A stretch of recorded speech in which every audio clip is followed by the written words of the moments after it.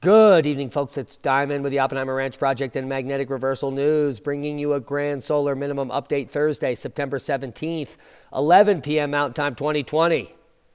350,000 without power in the Gulf states because of Hurricane Sally. Gulf Coast races to restore power in the wake of that hurricane as they brace for more flooding. Keep calm. It's boom time, and we'll get to the bottom of it. We're looking at the national flood map at weatherwatch.usgs.gov, and let's just take a look at the rivers that are above flood stage. That would be the black rivers above flood, and we have blue rivers at 99% capacity, all the way up to Maryland. Take a look at that. And if we just come take a look at some of the flooding happening in Florida rivers, you just need to hover over the graph here. Shoal River in Crestview is discharging at 31,500 CFS. Flood stage is 8 feet, and they're at 16.56. That's 8.5 feet above flood stage. And that's just one of the rivers in the region. If you move around here, here's Blackwater River in Baker, Florida, running at 14,000 CFS. That'd be a good ride on a kayak. It is 9.8 feet above flood stage. Flood stage is 11. It's 9 feet above that. It is double the level. That's insane. And if you just come around the map here, you're going to see many regions that are similar to this. And it's not looking good. Flood stage at 13 here in the Perdido River, and it's now at 19.8 feet and climbing, 20,000 CFS. So major flooding ongoing in the southeast, and it's going to be continuing. So take heed. Now let's move over to wildfires. They're all your fault, by the way. Hi, Glenn. 12 days into this fire, new communities are being threatened. On the north end of the fire, where you can see that smoke is billowing, that's where new evacuation orders just a short time ago came in for a few of the communities in the Antelope Valley. And then if we pan over, you can see the fire also appears to be active just south of Mount Wilson Observatory, where you see those thick clouds of smoke. As the Bobcat fire actively burns in steep terrain of the Angeles National Forest on the north side of the fire. So the Bobcat fire has caused 50,000 new acres burned and new evacuation orders in the Antelope Valley.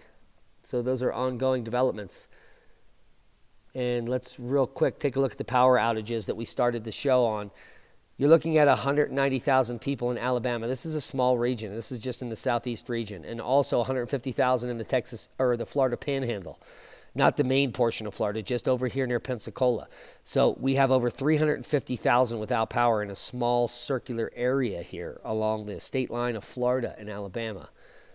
And it's going to be a while before they can get that power back up. Now let's talk about some of the nonsense coming out. Hundreds of thousands of migratory birds dropping dead in New Mexico over the last week, and many outlets picking up on this. Very salacious. Yes, conspiracy theories abound all around town. Let me just adjust that real quick. Now, everyone's baffled, as you can imagine. Smoke from U.S. wildfires spread across the country and into Europe, all the way to the East Coast, up in Maine. It's insane. But we know one thing, that smoke just causes respiratory illness. I have a little bit of my COPD acting up because we've been hazy here for a few days.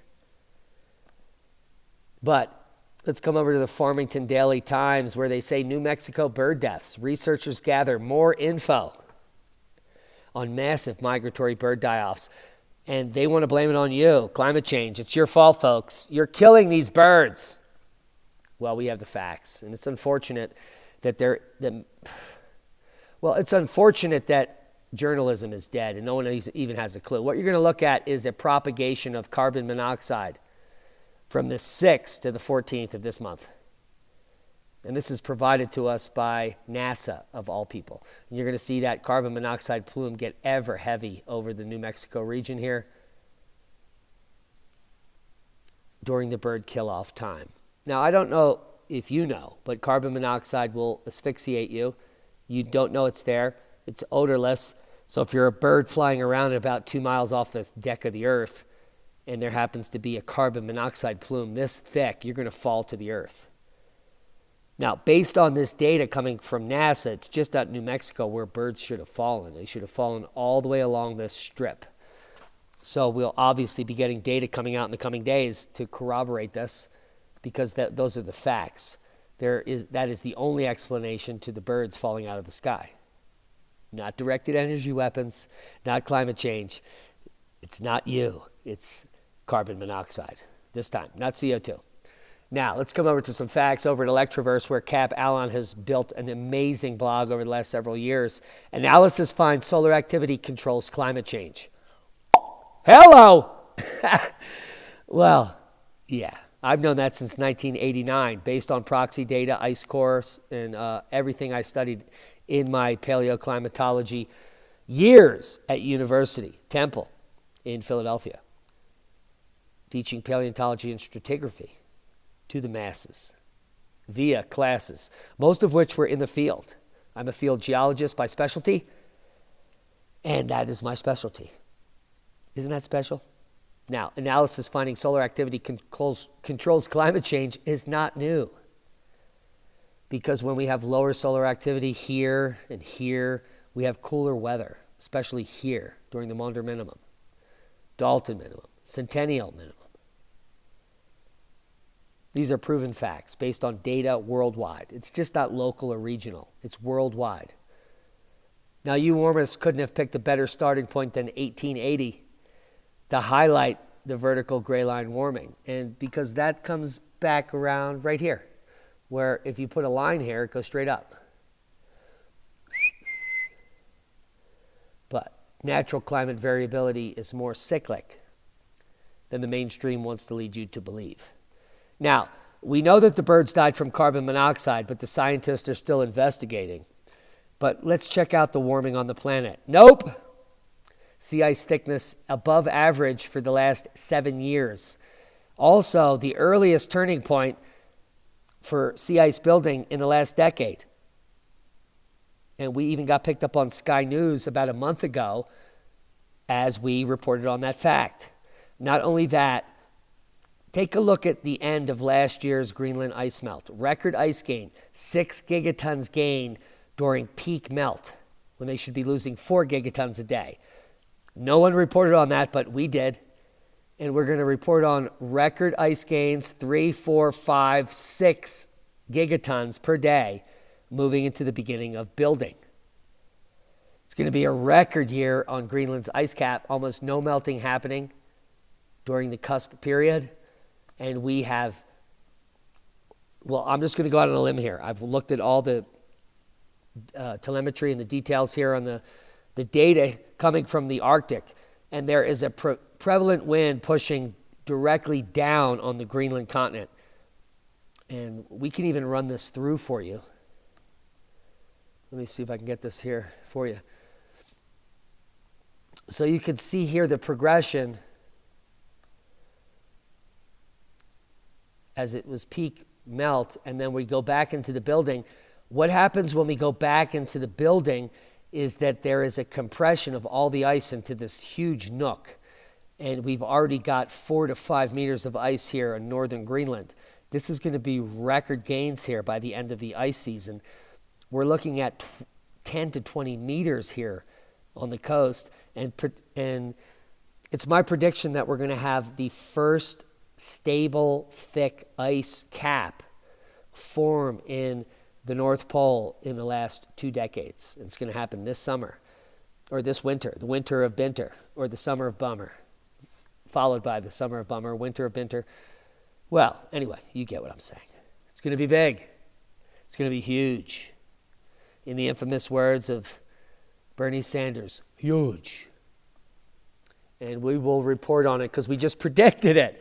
Now let's look at the GFS model moving through the rest of the summer. See if there's any snow coming to North America. Well, just a little bit. Looks like the Sierras are going to pick up a little snow here towards the end of September. And that's good news. And clearly these storms coming in here in BC and Alberta are going to bring much needed moisture to Oregon and Washington in the coming weeks. So there is good news on the weather front. None of it has to do with global warming. Seismic update, no quakes of note.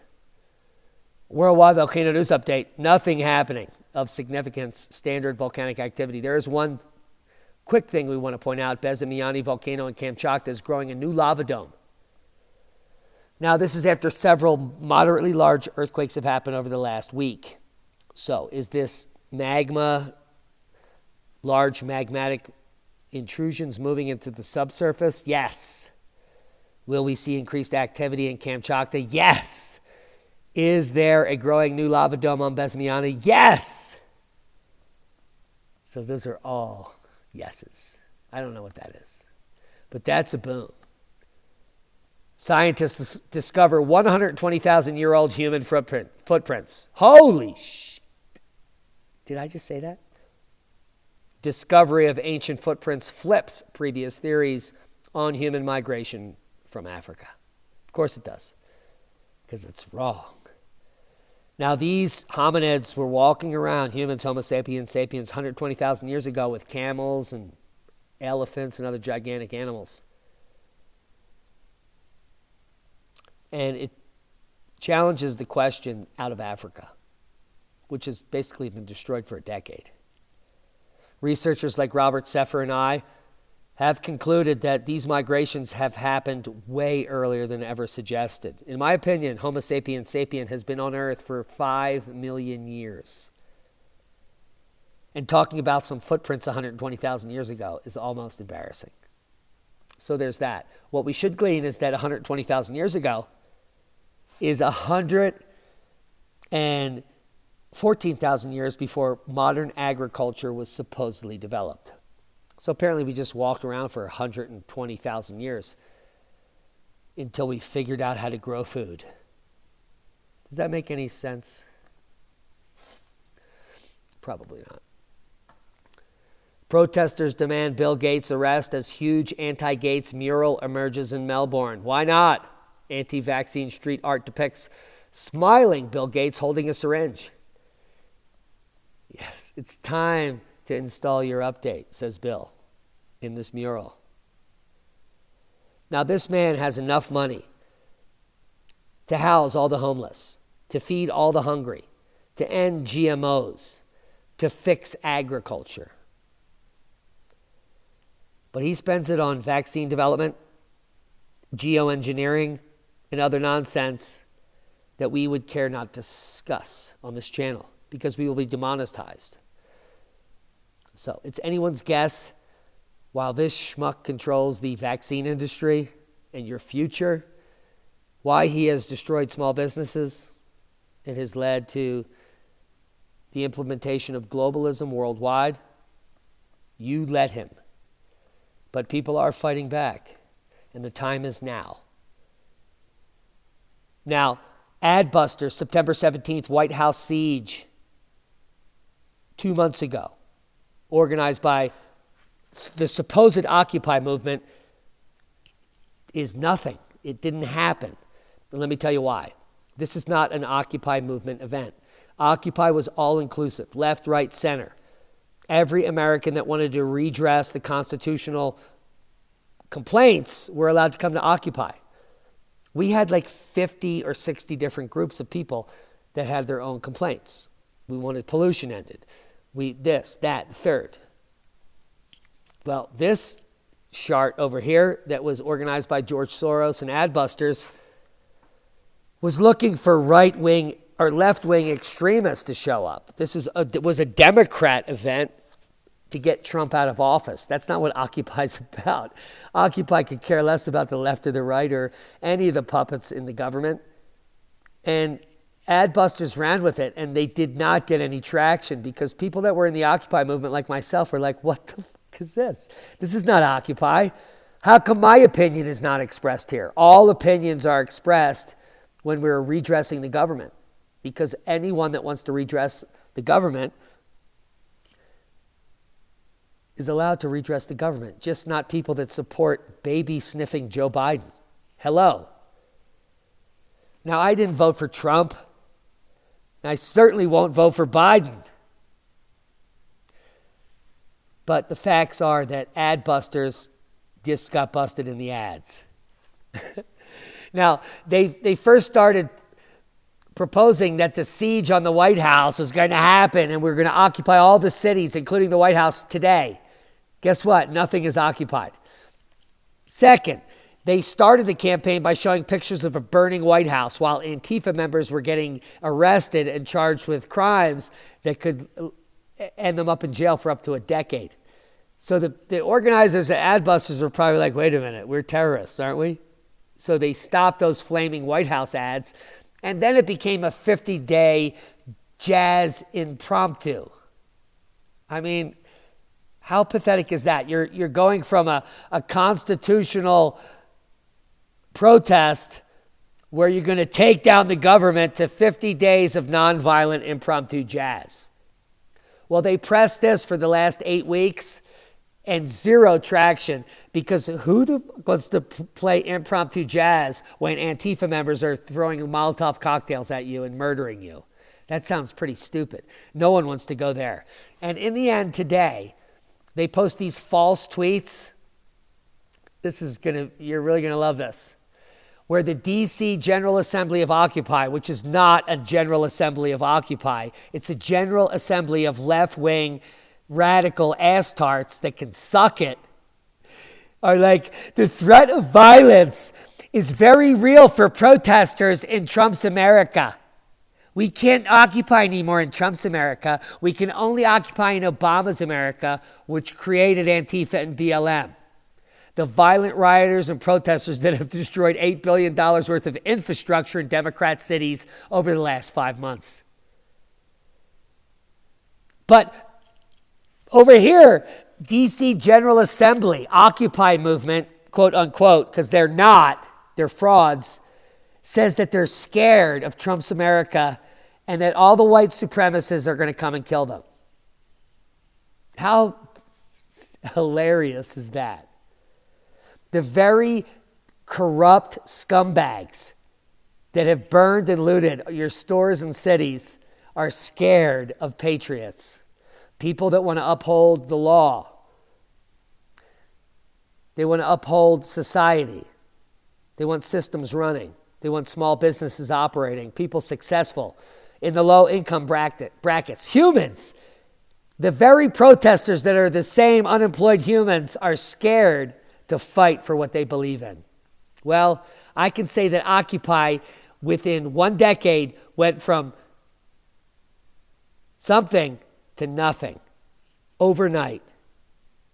On the eve of their 10-year anniversary, embarrassment.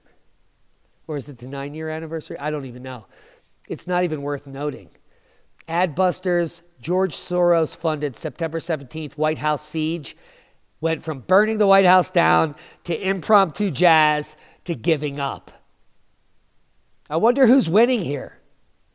Sounds like the people that want to live in a free society where face panties are not mandated, where we can open business and organize events like the Crestone Energy Fair at will and do whatever we want. I think that's what America wants. They don't want a bunch of whining, entitled white pricks claiming that they care about black lives. That's almost, well, I won't even go there because we will be removed. Now, for those that don't know and watch the channel, wake up! We have a monetized channel over at Magnetic Reversal News right here.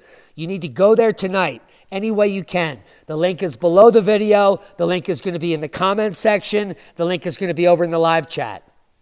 I need 10,000 people from Oppenheimer to go over to Magnetic Reversal News because we're one copyright strike away, one community strike away from being erased forever. And I'm not going to risk that. So we're only going to be producing fluff pieces for Oppenheimer Ranch Project in the meantime. And any of the good content, tens of thousands of you are like, I haven't heard a peep in a week because you're clueless. We have another channel and it's at Magnetic Reversal News. This is me. This is the Stupa of Enlightenment, a video you might have missed. This is my keynote speech at the Crestone Energy Fair, which was amazing in my opinion. The edit that Ransom did is even more amazing. It's literally an entire decade of misinformation in 20 minutes that you can digest and share with your ass-tart friends that are voting for Joe Biden, who sniffs babies. Hope you got something out of the video. There is no free speech. There is no free platform. There is no alternative as well. Any of you that claim that BitChute is an alternative can shoot it up your bit. It's owned by Mike Adams, who only wants to sell his shirts and his supplements. There is no one watching those videos. Give me a fucking break. BitChute does not matter. Neither does any other alternative source. What matters are alternative platforms like YouTube and Facebook that allow you access to billions of people worldwide. The only problem is the level of censorship is insane. We need to start litigating against these oligarchs and start freeing up the airwaves for independent media, because journalism has been dead for years. There is no one with any integrity, in my opinion, other than independent media sources like our own. Hope you got something out of the video. Subscribe to this channel if you haven't. Subscribe to Magnetic Reversal News already. And if we get any more pushback, I'm shutting it all down. And that means bye-bye.